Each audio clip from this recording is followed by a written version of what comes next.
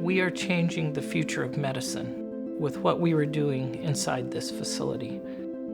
It's gene therapy, the newest advancing field in biotechnology. When we decided to build this facility, we were going to do something that had not been done before. We had to build a facility from the scratch.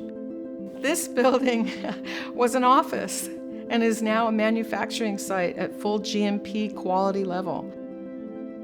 We're the first one to produce this product at the scale that we're producing it at.